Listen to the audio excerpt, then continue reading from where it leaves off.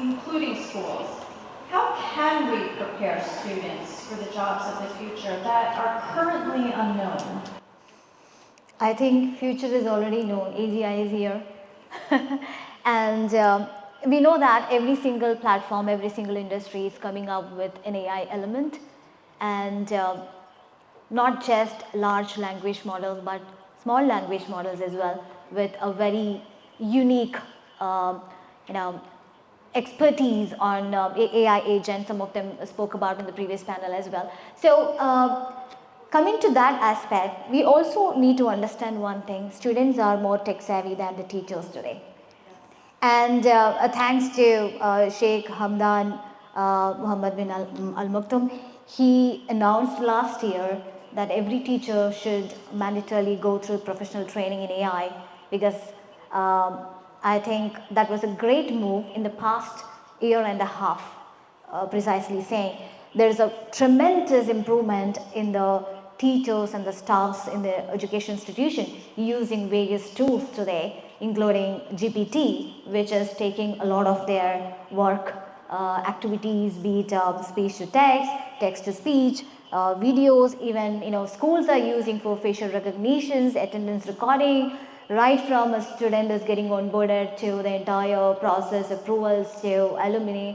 Every single aspect has been managed end to end through automation, etc. Now, AI will subside for a while quantum computing is going to take over into much bigger level and bigger aspect, more to manage the complex aspects as well.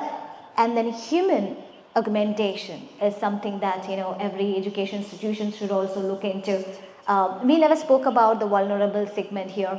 So in the future, when we talk about the high-end education using technology-powered platforms, we need to also make sure that the 58.4 million children who do not have access to any education should be able to access this technology platform. Then that's going to make a huge impact to the entire world itself. Now, everybody fear about the technology advancement, and that's ongoing. When future computer comes in, computer brains comes in, or brain computer interface is going to come in.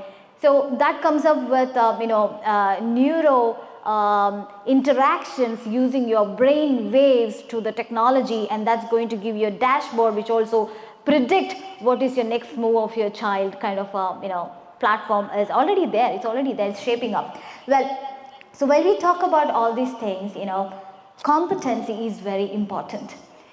If you don't know how to use the technology in the right way, at the right place, at the right time, then there is no meaning for the technology itself. So that gap can be bridged only from the education institutions, right from K-12. Again, thanks to Sheikh Muhammad bin Rashid Al Maktoum, ruler, who came up with a mandatory subject to be AI and coding from the next academic year. And you know that 7 years for every child, until 7 years is the best time that a child can learn anything and everything, any skill that you put in, any language that you put in, and that's going to be their integral part of DNA. So if technology and the innovation can be integral part of their DNA, which is actually going to be your day-to-day daily life, in every task and every activities from morning till evening that you're going to do, you need to be competent enough as well, right? So I should appreciate Talrop for coming up with the student incubation programs, student entrepreneurship programs, student scientist programs, etc. Because industry no longer looking for bonded employees. They don't want. No industry is looking for employees, guys. What industry need today is entrepreneurs or children with entrepreneur mindset. We need ideas, we need new innovations, we need change to the existing ecosystem. So I feel what future stores is that skill-based training to be competent enough to run ahead of the generation, be future ready. That's what I want to say. Thank you for that. And with the skill-based training, I think we all need to emphasize, especially for our younger students, the social emotional skills, those in real life skills that they need to be productive and contributing, future ready citizens. Dr. Abraham, given AI's vast capabilities, including agency, how is this already affecting the university landscape, the role of the professor, the role of research and the student, and what do you see happening in years to come? Thank you for the question.